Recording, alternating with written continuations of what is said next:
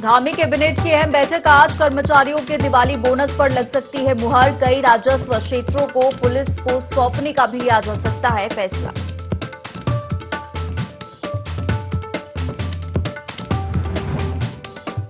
CM Pushkar Singh Dhami ने दिए निर्देश। प्रदेश में जेल विकास बोर्ड के रिवॉल्विंग फंड के लिए 1 करोड़ रुपए देने के निर्देश। इस फंड से स्वरोजगार के लिए प्रोत्साहित किए जाएंगे कैदी।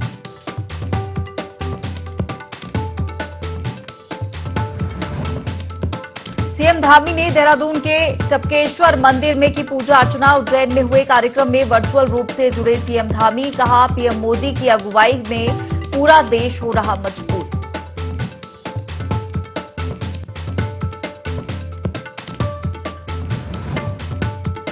पूर्व मुख्यमंत्री त्रिवेंद्र सिंह रावत ने उठाए यूके SSSC पर सवाल। कहा, राज्य में उन संस्थानों की जरूरत नहीं जो गिराते हैं सरकार की साख।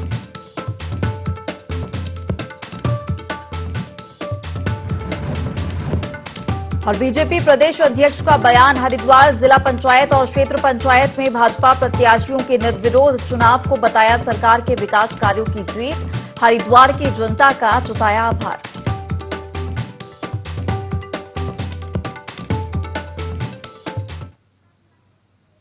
नमस्कार, बहुत स्वागत है आपका देवभूमि लाइव के इस खास बुलेटिन में। मैं हूं आपके साथ हिमांशा मेहता। बुलेटिन की शुरुआत करेंगे बड़ी और अहम खबर के साथ जो देहरादून से मिल रही है, जहां धामी कैबिनेट की महत्वपूर्ण बैठक है आज। और इस बैठक में कर्मचारियों के दिवाली बोनस पर मुहर लग सकती है। साथ ही कई राजस्व क्षेत्रों को पुलिस को सौंपने का भी फैसला लिया जा सकता है। महिलाओं के 30% क्षैतिज आरक्षण पर भी फैसला लिया जा सकता है। तो आज बड़ी और अहम बैठक है।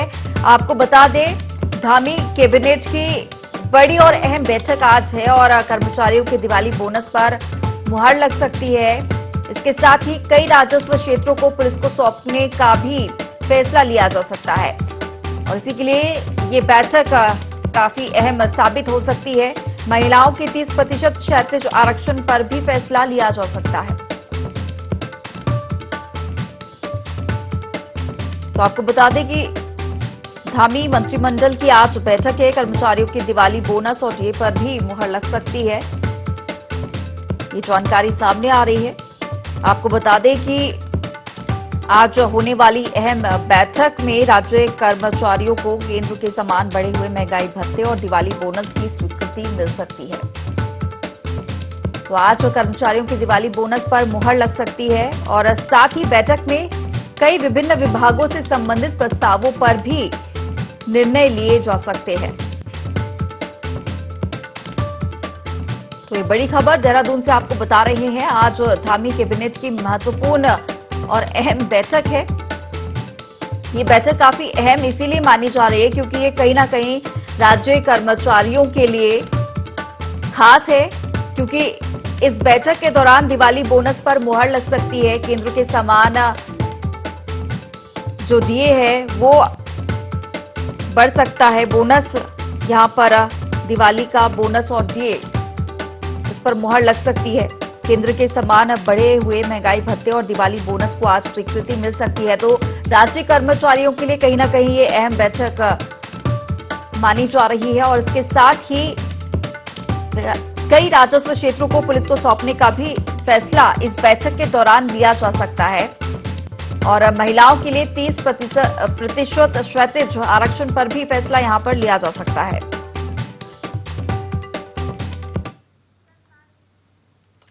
चलिए और खबर पर ज्यादा जानकारी के साथ प्रिंसिपल करस्पॉन्डेंट कैलाश बिष्ट जुड़ गए हैं। कैलाश, आज धामी कैबिनेट की महत्वपूर्ण और अहम बैठक है। खासतौर पर अगर देखा जाए तो राज्य कर्मचारियों के लिए काफी ज्यादा अहम बैठक मानी जा रही है क्योंकि कहीं ना कहीं उनका डीए जो है वो यहां पर बढ़ता हुआ नजर आ सकता है, बोनस को स्वीकृति मिल सकती है।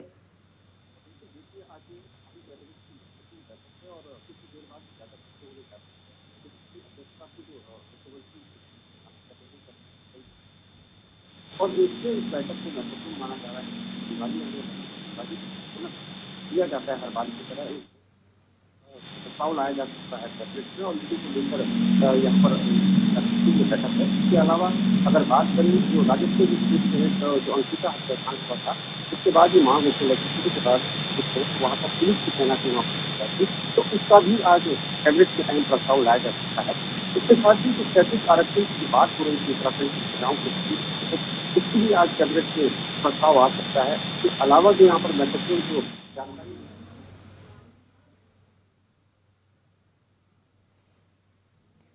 तो आज कई महत्वपूर्ण प्रस्तावों पर निर्णय लिए जा सकते हैं। आपको बता दें कि सबसे ज्यादा अहम ये इसीलिए माना जा रहा है, ये बैठक इसीलिए मानी जा रही है क्योंकि ये कहीं ना कहीं राज्य कर्मचारियों के लिए महत्वपूर्ण है। केंद्र के समान जो बढ़े हुए महंगाई भत्ते और जो दिवाली बोनस है उसकी स्वीकृति इस बैठक के दौरान मिल सकती है। और सबसे बड़ी बात, बैठक में कई विभिन्न विभागों से संबंधित प्रस्तावों पर भी निर्णय यहां पर लिए जा सकते हैं। साथ ही आपको बता दें कि इस बैठक में स्वास्थ्य, शिक्षा, उच्च शिक्षा, राजस्व, वित्त समेत विभिन्न विभागों पर निर्णय लिए जा सकते हैं। तो ये काफी ज्यादा धामी मंत्रिमंडल की बैठक अहम मानी जा रही है और विभिन्न विभागों के मामलों पर यहां पर कहीं ना कहीं निर्णय लिए जा सकते हैं और स्वीकृति भी मिल सकती है। एक बार फिर से हमारे सहयोगी प्रिंसिपल करस्पॉन्डेंट कैलाश बिष्ट हमारे साथ जुड़ गए हैं।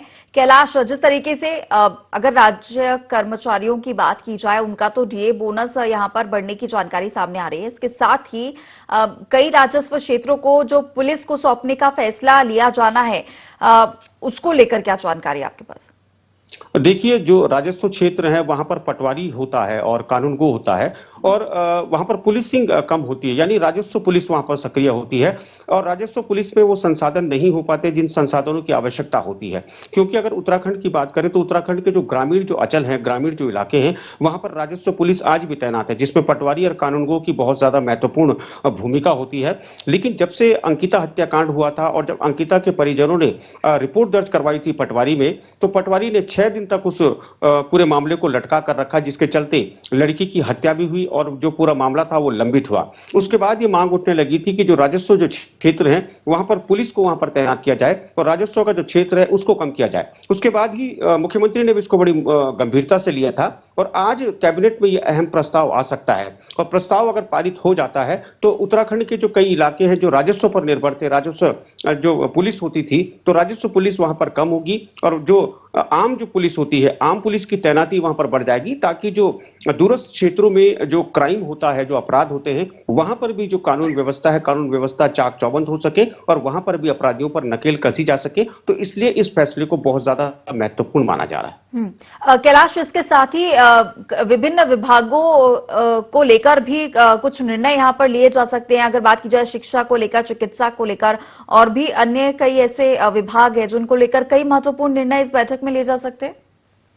देखिए, दिवाली बोनस से लेकर जो विभागों की जो निर्णय है वो जाहिर तौर पर लिए जा सकते हैं और ये कैबिनेट पर डिपेंड करता है कि कौन कौन से महत्वपूर्ण वो निर्णय है जो लिए जाएंगे। जो 4 महत्वपूर्ण निर्णय थे वो हम बता चुके हैं दर्शकों को, लेकिन हाँ, यहाँ पर जो अलग अलग विभाग है, चाहे वो शिक्षा की बात हो, चिकित्सा की बात हो, स्वास्थ्य की बात हो, ये तमाम ऐसे मुद्दे हैं जो बहुत ज्यादा महत्वपूर्ण है और जाहिर तौर पर सरकार इनके लिए गंभीर भी है। तो हो सकता है कि इन अन्य जो निर्णय है उन पर भी यहाँ पर विचार हो सके, क्योंकि जिस तरीके से सरकार का जो फोकस है, सरकार हर तबके को, हर वर्ग को साथ लेकर चल रही है। साथ ही जितने भी विभाग हैं, सरकारी विभाग हैं, जो अलग अलग कैबिनेट मंत्रियों के अंतर्गत आते हैं, जिनसे पूरा प्रदेश जिनसे अटैच्ड है, तो उन तमाम विभागों पर नजर है मुख्यमंत्री की, उनकी कैबिनेट की, और कोशिश यही की जाएगी कि किसी भी विभाग को ना छोड़ा जाए और हर विभाग के लिए महत्वपूर्ण जो जानकारी है, जानकारी यहाँ पर जुटाई जाए और जो कैबिनेट में है, कैबिनेट में प्रस्ताव लाया जाए। इसके साथ ही महिलाओं को लेकर जो 30% आरक्षण की बात हो रही है, उसमें किस तरीके से क्या आरक्षण यहाँ पर दिया जाएगा?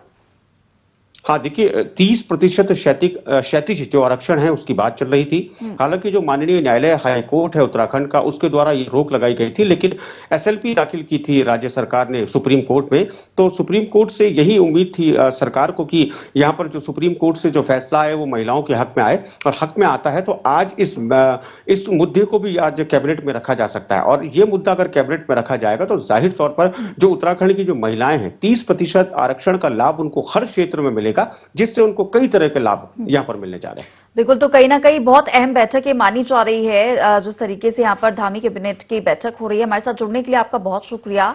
तो कई राजस्व क्षेत्रों में पुलिस को सौंपने का भी यहां पर फैसला लिया जा सकता है। और खबरों में आगे बढ़ेंगे अब। मध्य प्रदेश के उज्जैन में प्रधानमंत्री नरेंद्र मोदी की ओर से किए गए भव्य एवं दिव्य श्री महाकाल लोक के लोकार्पण कार्यक्रम में मुख्यमंत्री पुष्कर सिंह धामी वर्चुअली रूप से जुड़े। देहरादून के टपकेश्वर महादेव मंदिर परिसर में बड़ी स्क्रीन लगाकर कार्यक्रम का सीधा प्रसारण किया गया। इस दौरान सीएम धामी और कैबिनेट मंत्री गणेश जोशी ने मंदिर में पूजा अर्चना कर भगवान से प्रदेशवासियों के सुख समृद्धि की कामना की। सीएम धामी ने इस अवसर पर कहा कि पीएम मोदी के नेतृत्व में पूरे देश में धर्म संस्कृति को संवारने और उसे मजबूती देने का काम किया जा रहा है। केदारनाथ धाम और काशी विश्वनाथ कॉरिडोर का निर्माण कार्य भी पीएम के ही नेतृत्व में हुआ। साथ ही अयोध्या ने भव्य राम मंदिर भी बनाया जा रहा है। महाकाल लोक के बाद महाकाल मंदिर का भी भव्य रूप देखने को मिलेगा।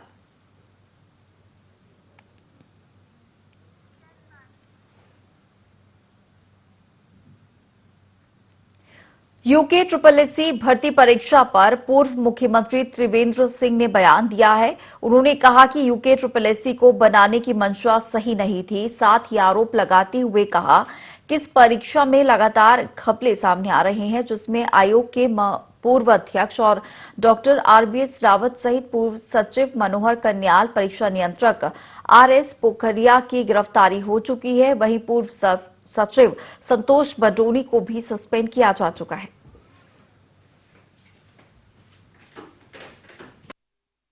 कहा था कि जो यूके SSSC है, इसकी नियत ही खराब, इसको बनाने के पीछे इंटेंशन ही सही नहीं थी। फर्स्ट डे मैंने कहा था 27 जुलाई का, मुझे अच्छी तरह याद है, कि संस्था को भंग कर देना चाहिए। ऐसी संस्थाओं की कोई आवश्यकता नहीं है कि जो राज्य की साख को गिराने का काम करे, राज्य की प्रतिष्ठा को समाप्त करने का काम। उत्तराखंड के समाज कल्याण मंत्री चंदन राम दास ने विभागीय अधिकारियों के साथ समीक्षा बैठक की। इस दौरान मंत्री चंदन राम दास ने कहा कि सीएम की घोषणा के अनुसार वृद्धावस्था पेंशन को बढ़ाकर 1,500 रुपए किया गया है। इसके साथ ही वृद्धावस्था पेंशन के तहत पति पत्नी दोनों को पेंशन देने की योजना का भी क्रियान्वयन सरकार कर रही है। वहीं उन्होंने कहा कि प्रत्येक जनपद में स्थित छात्रावासों में रहने वाले छात्रों को भोजन के लिए दिए जाने वाले व्यय को बढ़ाकर 150 रुपए कर दिया गया है। अटल आवास योजना के अंतर्गत मिलने वाली धनराशि को प्रधानमंत्री आवास योजना की तर्ज पर 1,30,000 करने का प्रस्ताव भी कैबिनेट में रखा जाएगा।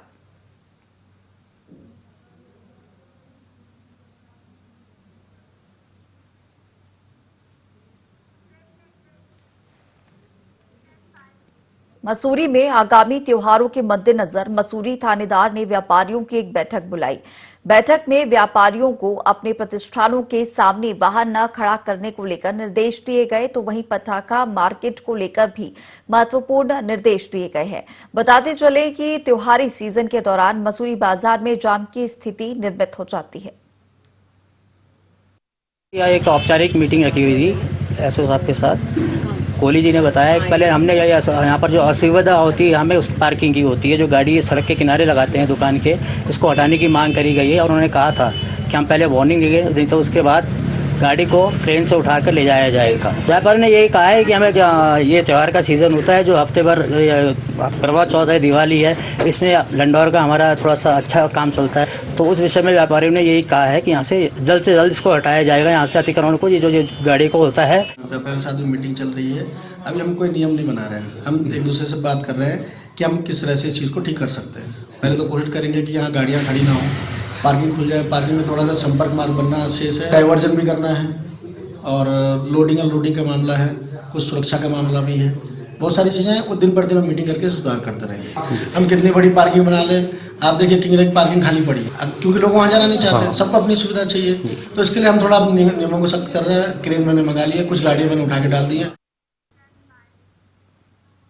बागेश्वर में लगातार 5 दिन चली मूसलाधार बारिश से धान और दलहन की फसलें चौपट हो गई हैं। खेतों में पानी भर गया है। वहीं भारी बारिश से नदियां उफान पर हैं, जिससे जनजीवन बुरी तरह से अस्त व्यस्त हो गया है।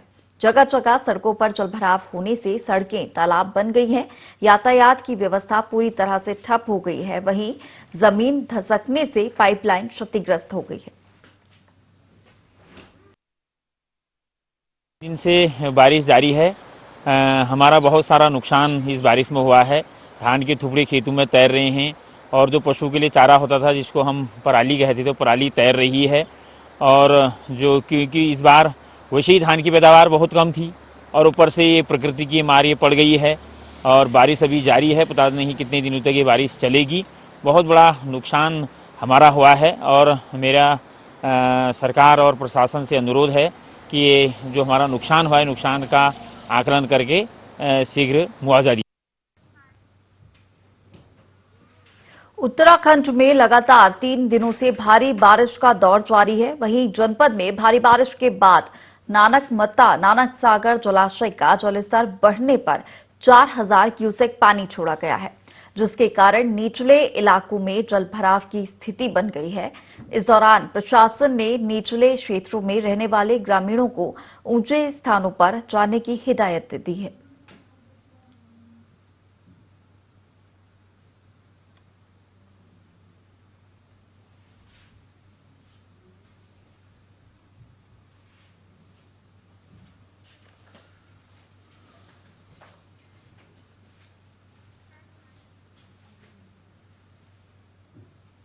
चंपावत में बारिश से बंद पड़े 9 राष्ट्रीय राजमार्ग खोल दिए गए हैं। चंपावत से ककराली गेट टनकपुर तक का मार्ग हल्के वाहनों के लिए खोल दिया गया है। सुरक्षा की दृष्टि से एनएच विभाग की ओर से सभी संवेदनशील स्थानों पर मैन पावर और मशीनें तैनात की गई हैं। जिलाधिकारी नरेंद्र सिंह भंडारी ने एनएच अधिकारियों को निर्देश दिए हैं। साथ ही वाहन चालकों और यात्रियों को एहतियात बरतने की सलाह दी है।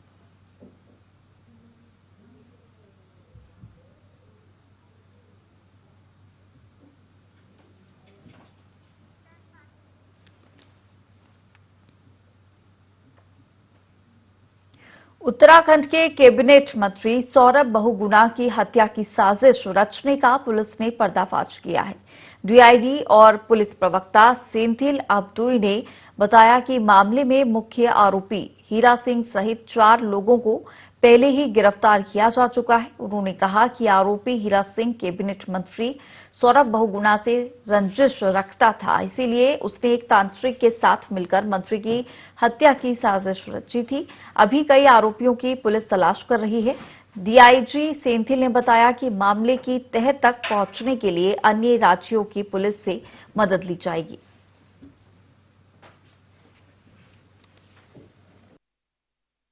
इसमें जो है तुरंत मुकदमा कायम करके जो है मामला गंभीर है, मुकदमा कायम हो गया। 4 लोग जो मेन साजिश करता है उनको हमने गिरफ्तार कर लिया है। बाकी पूछताछ चल रही है और जो भी इसमें और कोई लोग इन्वॉल्व है तो उनको भी जो है हम जरूर कठोर से कठोर कार्रवाई हम इसमें करेंगे।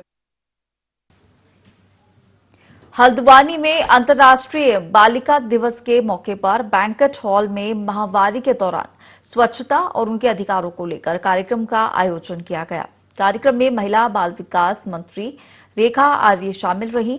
इस दौरान उन्होंने स्कूली छात्राओं को सैनिटरी पैड वितरण किए। उन्होंने कहा कि माहवारी शर्म ग्लानि का विषय नहीं है, इस पर खुलकर बात करनी चाहिए। हमें दुकानों में सैनिटरी पैड्स मांगने में शर्माना नहीं चाहिए।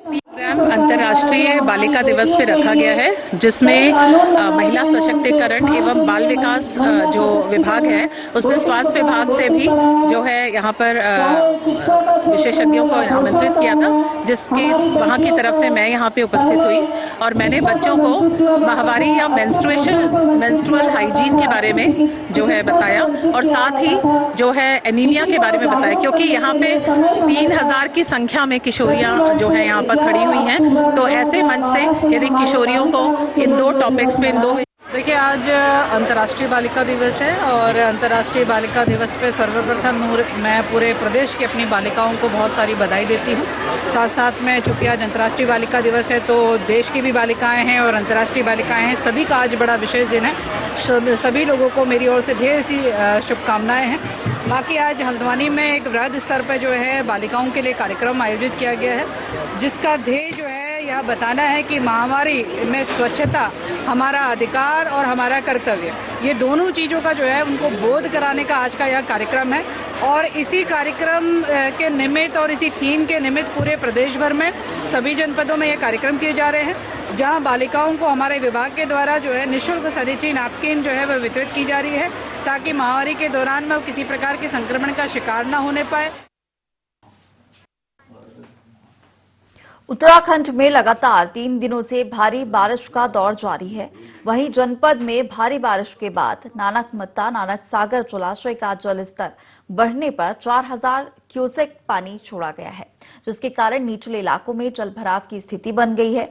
इस दौरान प्रशासन ने निचले क्षेत्रों में रहने वाले ग्रामीणों को ऊंचे स्थानों पर जाने की हिदायत दी है। हो रही है तो बांध की सुरक्षा की दृष्टि से बहुत कम मात्रा में लगभग 4000 क्यूसेक पर सेकंड के हिसाब से पानी सीवरेज से निकाला जा रहा है और अभी HFL बहुत ऊपर है। हमारा जो वास्तविक लेवल है 701.07 का लेवल है इस टाइम, जो कि अभी जलाशय के जलस्तर के बढ़ने में काफ़ी कम है।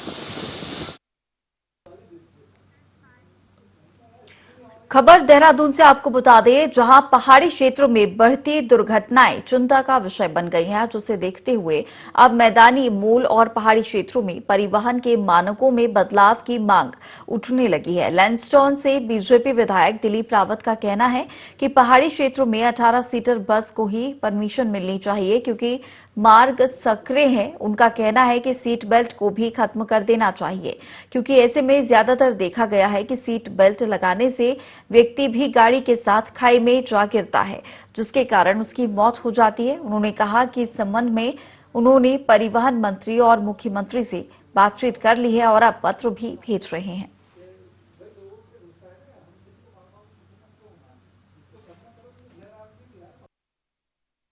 मैंने शासन से बात करी है, माननीय मुख्यमंत्री से बात करी है, माननीय परिवहन मंत्री से बात करी है कि मैदानी क्षेत्रों का जो परिवहन नियम है उनको पहाड़ों पर लागू न किया जाए और इसके तहत जो पहाड़ों में बड़ी बसें जाती हैं 40 सीटर, 45 सीटर, 55 सीटर, तो उन पर प्रतिबंध लगना चाहिए और 18 सीटर से ऊपर की गाड़ियों को पहाड़ों में जाना अलाउ नहीं करना चाहिए।